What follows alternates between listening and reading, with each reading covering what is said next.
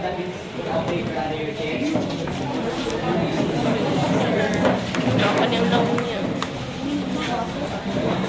President, is anyone absent today?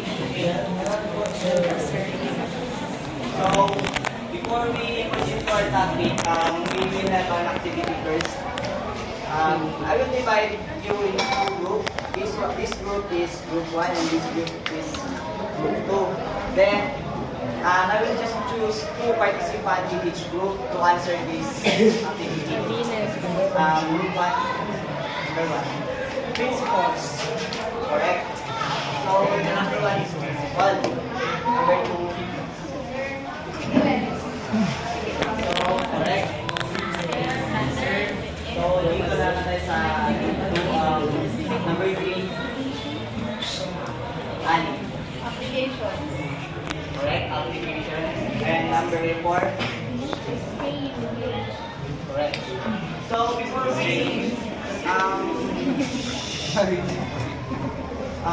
let's now move to our topic. So, my topic is about principle of sequence.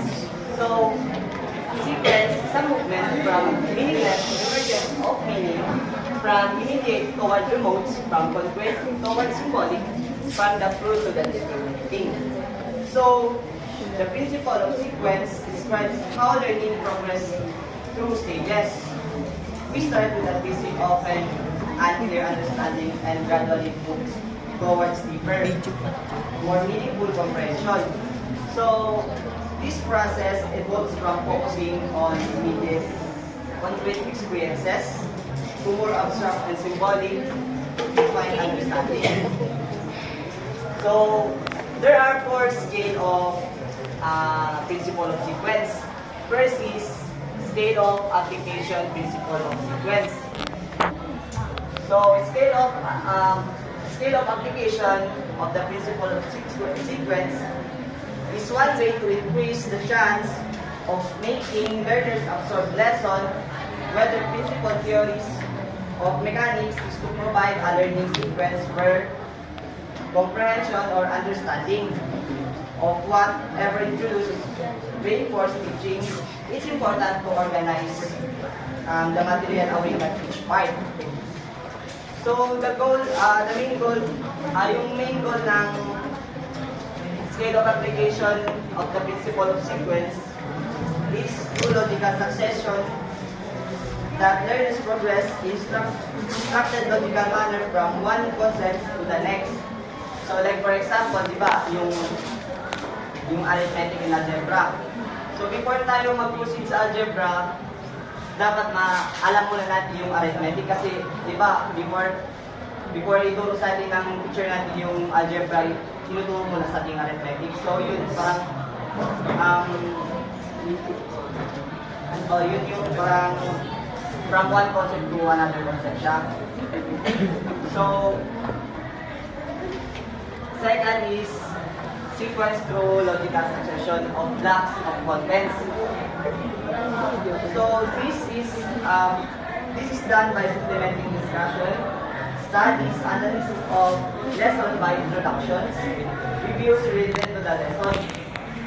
This will affect an easier understanding of the lessons through the establishment of possible connection between the current and the past lessons. So, dito, di ba, tulad kanina sa arithmetic and algebra, sa first example natin, no? Before tayo makakapag-proceed sa, di ba yung current topic natin sa algebra. So, di ba, before din tayo naka-proceed tayo sa algebra, tinuro ko na sa ating arithmetic. So, parang may pagka-same lang siya kasi sequence man siya. Parang may pagka-same lang sila ng scale of application and scale through logical succession. So, third is sequence through nating learning lesson, course together by introduction, reviews, pretest, reviews. So, it means arranging actions or step based on when each ready to be completed. Instead of following fixed order, you prioritize tasks that are ready to be first effective. instruction is achieved if the teacher is able to order or set a particular learning task. So according to the readiness of learner to understand or assimilate whatever materials is to be given to them. No?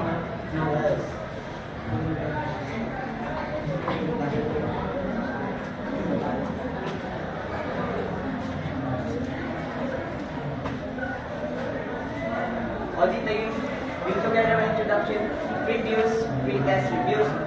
Yung parang before tayo mag-proceed sa next topic natin, itetest muna tayo ng teacher natin sa next topic natin para malaman nila kung ano ba talaga yung nalaman natin sa previous topic natin. So, third sequence organized in terms of readiness. So, yun na.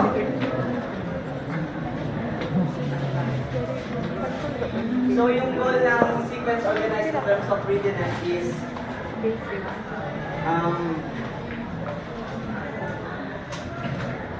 yun ay kanina yung nagpa-pretest yung teacher.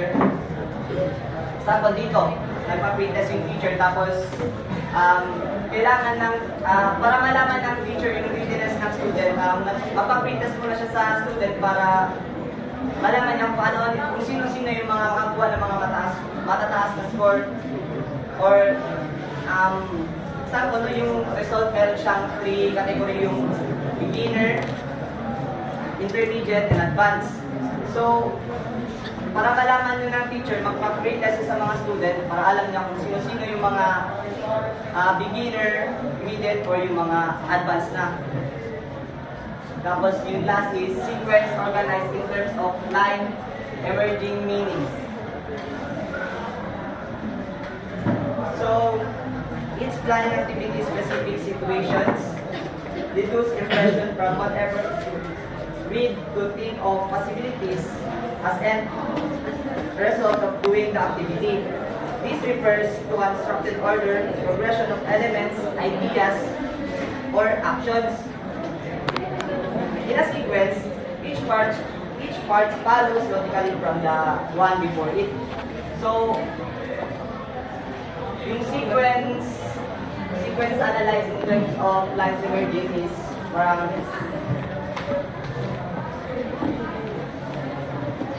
yung example dito rin, like, di ba, parang magbigay ng quiz yung teacher. Before magbigay ng quiz yung teacher, sasabihan niyo muna yung mga students ng kung ano yung instruction, like, kung ano yung instruction ng quiz na ibibigay niya. Like, for example, identification, ganyan. Sasabihin muna ng teacher kung ano yung mga gagawin niya before mag-start, like, mga no erasures, gano'n. Para line lang siya, straight lang siya gano'n. Instruction. Okay.